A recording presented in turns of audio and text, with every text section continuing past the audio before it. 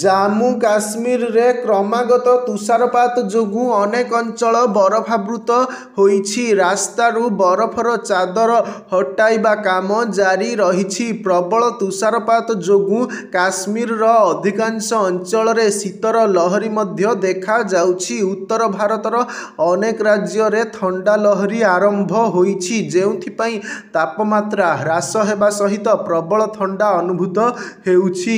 ପାର୍ବତ୍ୟରେ ତୁଷାରପାତ ଯୋଗୁଁ ସମତଳ ଅଞ୍ଚଳରେ ଥଣ୍ଡା ବଢ଼ିଥିବା କହିଛି ଭାରତୀୟ ପାଣିପାଗ ବିଭାଗ। ଜାମ୍ମୁ କାଶ୍ମୀରରେ ତୁଷାରପାତ ଯୋଗୁଁ ଅନେକ ରାସ୍ତା ବନ୍ଦ ରହିଛି। ପ୍ରବଳ ଥଣ୍ଡା ଯୋଗୁଁ ଲୋକଙ୍କ ସମସ୍ୟା ବଢ଼ି ଚାଲିଛି। ଏଭଳି ପରିସ୍ଥିତିରେ ଲୋକମାନେ ପ୍ରବଳ ଥଣ୍ଡାରୁ ରକ୍ଷା ପାଇବାକୁ ବିଭିନ୍ନ ଉପାୟ ଅବଲମ୍ବନ କରୁଛନ୍ତି। ସର୍ବନିମ୍ନ ତାପମାତ୍ରା 0 ଡିଗ୍ରୀ ସେଲସିୟସ୍ ସହିତ ଗୁଲମର୍ଗ ଉପତ୍ୟକାର ସବୁଠାରୁ ଥଣ୍ଡା ଅଞ୍ଚଳ ହୋଇଛି। ଆସନ୍ତା 24 ଘଣ୍ଟା ମଧ୍ୟରେ କାଶ୍ମୀର ଉପତ୍ୟକାରେ ହାଲୁକା ତୁଷାରପାତ ଏବଂ ବର୍ଷା ହେବାର ପୂର୍ବାନୁମାନ କରିଛି ପାଣିପାଗ ବିଭାଗ।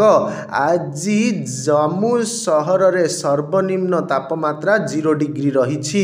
ପହଲଗାମରେ -0 ଡିଗ୍ରୀ, ଶ୍ରୀନଗରରେ 0 ଡିଗ୍ରୀ, ବାନିହାଲରେ ମାଇନସରେ ତାପମାତ୍ରା ରହିଛି। କାଟ୍ରାରେ -ଡିଗ୍ରୀ, କୁପୱାରାରେ 0 ଡିଗ୍ରୀ ସେଲସିୟସ୍ ହେବାର ସମ୍ଭାବନା ରହିଛି।